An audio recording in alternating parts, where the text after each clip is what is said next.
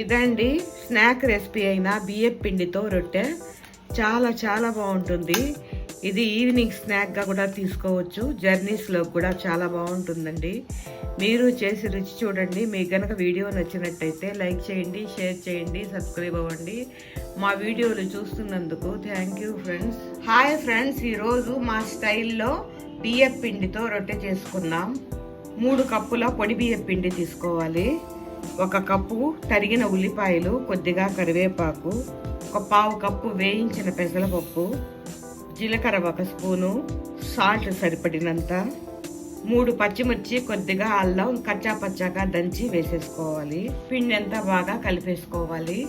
ఇప్పుడు కొద్దిగా నీళ్లు చల్లుకుంటూ పిండిని కలిపేసుకోవాలి.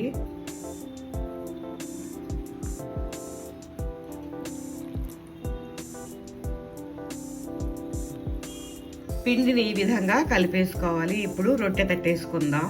ఇప్పుడు ప్లాస్టిక్ పేపర్ తీసుకొని కొద్దిగా ఆయిల్ రాసి ఈ సైజు ముద్దలు చేసుకొని రొట్టె తట్టేసుకోవాలి. రొట్టె పల్చగా తట్టుకోవాలి.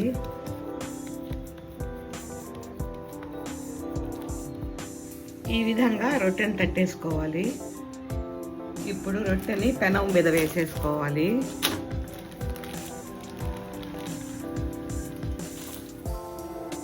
ఇప్పుడు 2 స్పూన్ల ఆయిల్ వేసి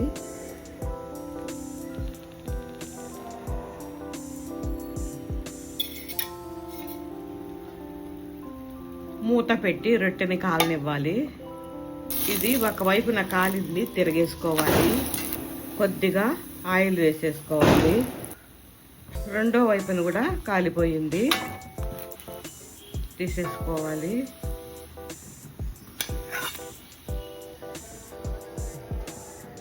ఇంకొకటి కూడా వేసేసుకుందాం.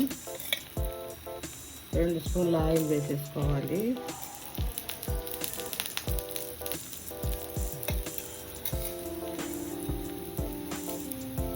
మూత పెట్టి కాలనివ్వాలి. ఒకవైపున కాలింది, తిరగేసుకోవాలి. రెండో వైపున సిమ్లో పెట్టి ఉంచుకోవాలి.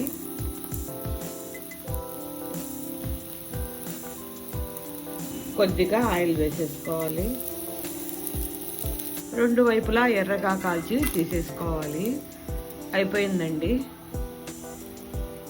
ఇదండి స్నాక్ రెసిపీ అయిన బియ్యం పిండితో రొట్టె. చాలా చాలా బాగుంటుంది.